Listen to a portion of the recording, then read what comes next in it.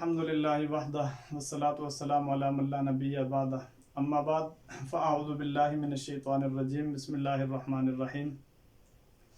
मुहम्मदुर रसूलुल्लाह वल्लज़ीना मअहु अशिद्दाउ अलल कुफ़्फ़ारि रुहमाउ बैनहुम सदक़ल्लाहु मौलानल अज़ीम व बल्लगना रसूलुहुन नबियुल करीम व नहनु अला ज़ालिका लमिनश शाहिदीन वश्शाकिरीन वल्हम्दुलिल्लाहि रब्बिल आलमीन। नाज़रीन गिरामी, आज 21 रमज़ानुल मुबारक है। आज ही के दिन हज़रत अलीउल मुर्तज़ा रज़ी अल्लाह तआला अन्हु की शहादत का दिन है। उस हवाले से चंद गुज़ारिशात आपके गोश गुज़ार करना चाहूँगा। हज़रत अली रज़ी अल्लाह तआला अन्हु का नाम अली है। आपके बेशुमार अलकाब हैं, उनमें से एक मशहूर लक़ब असदुल्ला भी है और हैदर कर्रार भी है, फ़ातिह खैबर भी है। आपकी कुन्नियत की बात की जाए तो आपकी एक कुन्नियत अबुल हसन है। आपके लख्त जिगर हज़रत हसन रज़ी अल्लाह तआला अन्हु, जो हज़रत हसन और हुसैन में से जो बड़े बेटे हैं, उनके नाम पर आपकी कुन्नियत अबुल हसन करार पाई और आपकी कुन्नियत अबू तुराब भी है। इसी तरीके से आप के नस्ब की बात की जाए जहाँ तक, तो आप नजीबुत तरफ़ैन हाशमी हैं। नजीबुत तरफ़ैन का मतलब यह है कि आपके वालिद भी हाशमी और नस्ब हैं, आपकी वालिदा भी हाशमी और नस्ब हैं। चुनाचे आपके वालिद के बारे में ये नस्ब है कि अबू तालिब बिन अब्दुल मुत्तलिब बिन हाशिम बिन अब्द मनाफ बिन कुस्सा, और आपकी वालिदा की तरफ से फ़ातिमा बिनते असद बिन हाशिम बिन अब्द मनाफ बिन कुस्सा। और आपकी विलादत की बात की जाए तो बेसत नबवी से 10 साल कबल आप मक्का मुकरमा में पैदा हुए। और कबूल इस्लाम की बात की जाए तो आप बच्चों में सबसे पहले इस्लाम कबूल करने वाले हैं।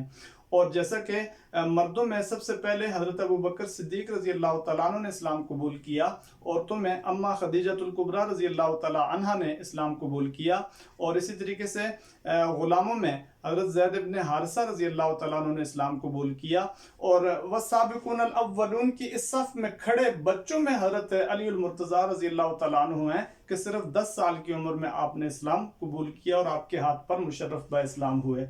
और आपके जहाँ तक फ़ज़ाइल की बात की जाए, आपकी मनाक़िब की बात की जाए, कौन सी ऐसी सफ़ है जहाँ आप खड़े नहीं हैं? वस्साबिक़ूनल अव्वलून में आप खड़े हैं। खुलफ़ाए राशिदीन में चौथे खलीफा मुसलमानों के आप करार पाए। आशरा मुबशरा वो सहाबा इकराम 10 जिनको नबी करीम सल्लल्लाहु अलैहि वसल्लम ने दुनिया में ही खुशखबरी दे दी थी जन्नत की, उनमें भी आप खड़े हैं। और नबी करीम सल्लल्लाहु अलैहि वसल्लम की लख्त जिगर खातून जन्नत हज़रत फ़ातिमातुज़ ज़हरा रज़ी अल्लाह तआला अन्हा, जो नबी करीम सल्लल्लाहु अलैहि वसल्लम की बेटियों में से सबसे लाडली बेटी हैं, आपके निकाह में आई। और हसन व हुसैन जैसे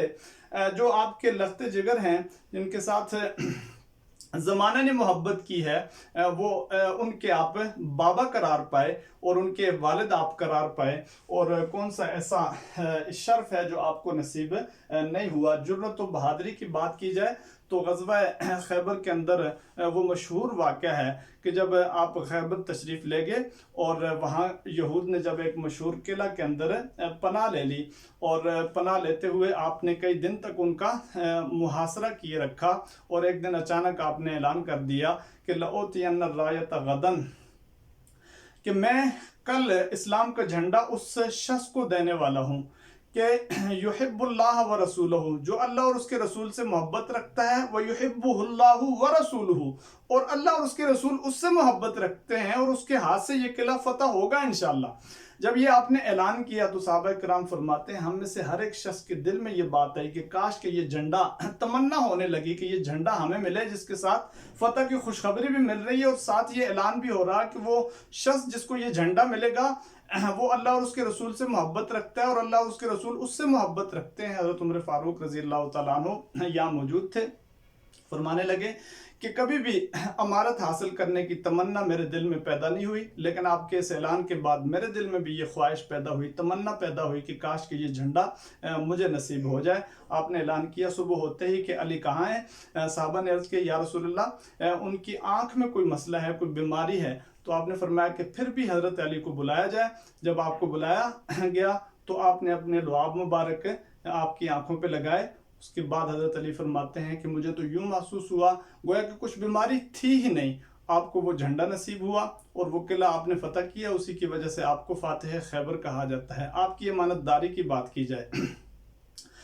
तो नबी करीम सल्लल्लाहु अलैहि वसल्लम ने अल्लाह रब्बुल इज़्ज़त के हुक्म से जब ये इरादा कर लिया कि वो मक्का से हिजरत करके मदीना जाएंगे, تو یہ جو آخری دن تھا آپ کا بہت ہی زیادہ مشکل دن تھا. اس دن کفار مکہ نے آپ کے گھر کا محاصرہ کرنا تھا اور آپ کو دنیا سے گویا کہ آپ کا خاتمہ کرنے کا ارادہ کر کے آپ کے گھر کے باہر کھڑا ہونا تھا. آپ تو نکل چلے حضرت ابوبکر صدیق رضی اللہ تعالیٰ عنہ کی معیت میں، اور آپ کی کچھ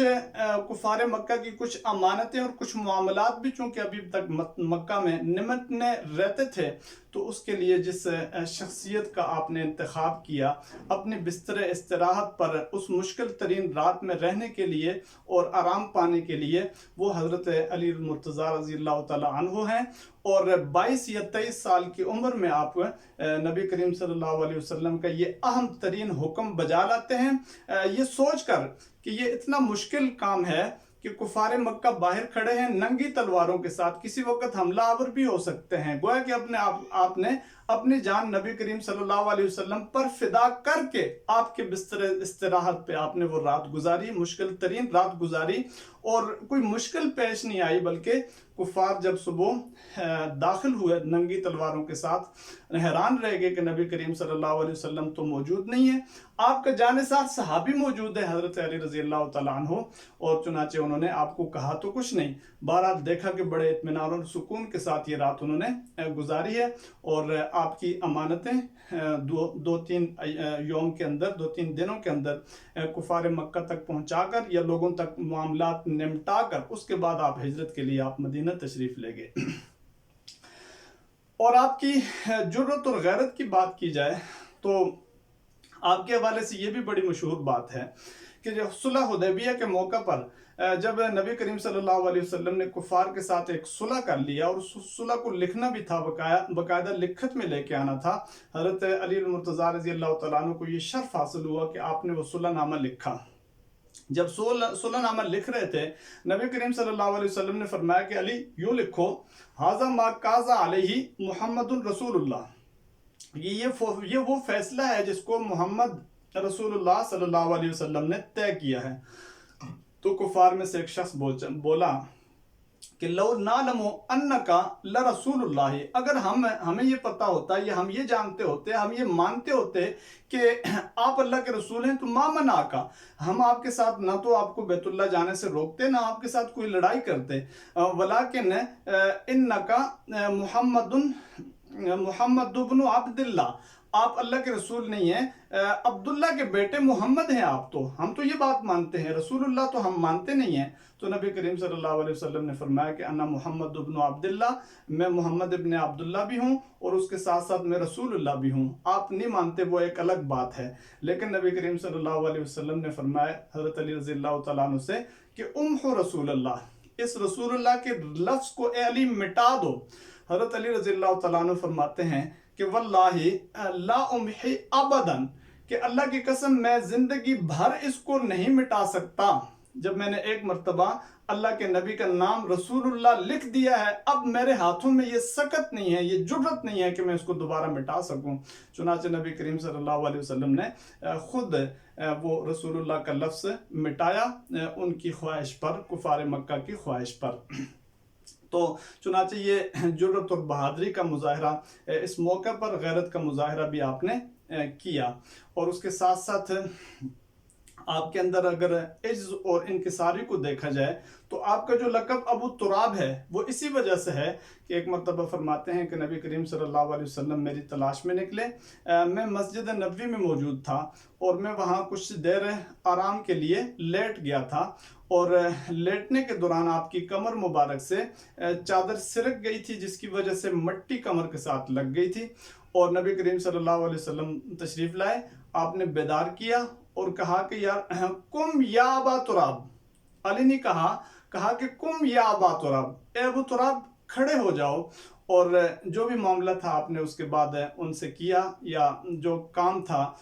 وہ نمٹایا. اور اس کے بعد حضرت علی رضی اللہ تعالیٰ عنہ فرماتے ہیں کہ کسی نام پر مجھے اتنی خوشی نہیں ہوتی جس نام سے لوگ مجھے پکارتے ہیں، جتنی خوشی مجھے ابو تراب کہنے سے ہوتی ہے. تو اس وجہ سے آپ کا جو لقب ابو الحسن ہے وہ آپ کے بیٹے کی وجہ سے، اور ابو تراب نبی کریم صلی اللہ علیہ وسلم نے آپ کو جو لقب دیا اس کی وجہ سے ہے. جہاں تک بات کی جائے کہ نبی کریم صلی اللہ علیہ وسلم نے ایک موقع پر یہ ارشاد فرمایا تھا کہ مجھے دنیا میں 3 چیزیں پسند ہیں،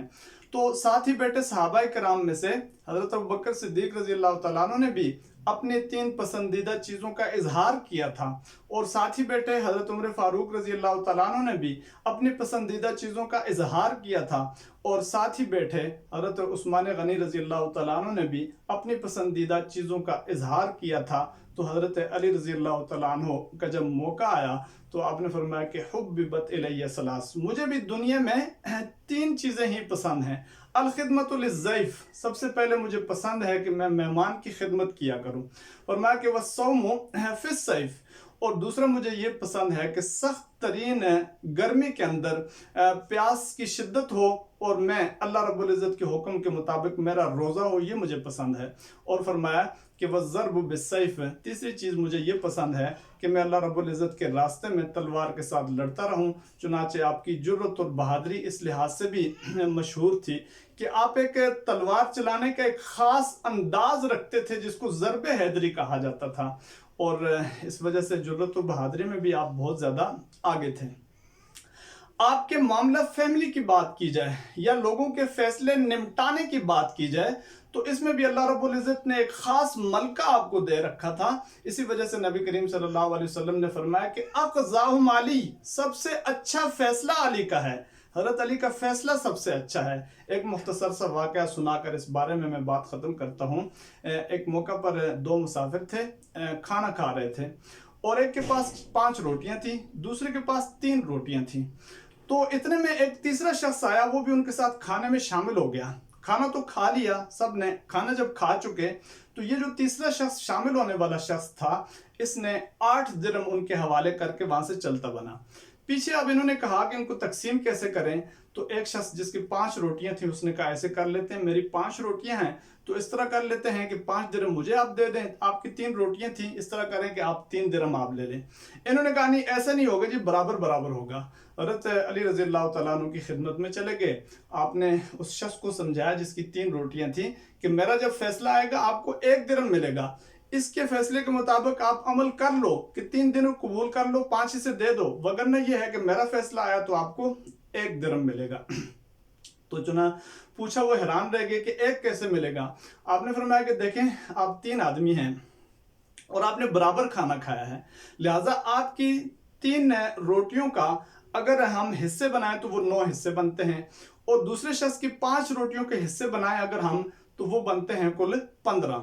اور 15 اور 9 آپس میں جمع کریں تو یہ بن جاتے ہیں 24۔ تو لہٰذا 24 میں سے ہر ایک نے گویا کہ 8 حصے ہر روٹی کے کھائے ہیں۔ جب 8 حصے اس شخص نے بھی کھائے ہیں جس نے 8 درہم دیے ہیں، تو اس نے گویا کہ 5 روٹیوں والے کے 7 حصے کھائے ہیں اور آپ کا 1 حصہ کھایا ہے۔ اس وجہ سے آپ کو میرے فیصلے کے مطابق پھر 1 درہم ملنا ہے، وگرنہ آپ وہی 3 درہم قبول کر لو۔ تو اس طرح کے فیصلے آپ کیا کرتے تھے، اور جس سے نبی کریم صلی اللہ علیہ وسلم کے زمانے میں آپ فیصلہ کرتے تھے، آپ کو بھی بہت زیادہ خوشی ہوتی تھی، اور دیگر خلفائے راشدین نے بھی آپ کو قاضی القضات گویا کہ مقرر کر رکھا تھا، مشہور فیصلہ کرنے کے لیے، مشکل فیصلہ کرنے کے لیے۔ جب بھی بات آتی تھی تو نظر انتخاب آپ پر ہی ٹھہرتا تھا۔ تو لہٰذا بے شمار فضائل اور بے شمار مناقب لے کر آپ نے دنیا میں زندگی گزاری، اور آپ نے 40 ہجری 21 رمضان المبارک بروز جمعہ کو آپ نے شہادت پائی، اور 17 رمضان المبارک کو آپ کو صبح کے وقت صبح کی نماز میں سجدے کی حالت میں زخمی کیا گیا۔ انہی زخموں کے تاب نہ لا کر آپ 21 رمضان المبارک کو دنیا سے آپ چلے گئے اور شہادت آپ نے پائی، اور یہ پورا عرصہ آپ نے اسلام کے ساتھ اس طریقے سے وابستہ آپ نے گزارا کہ اپنی ہر قربانی آپ نے اسلام کے لیے پیش کی۔ رضی اللہ عنہم ورضوا عنہ وما علینا الا البلاغ۔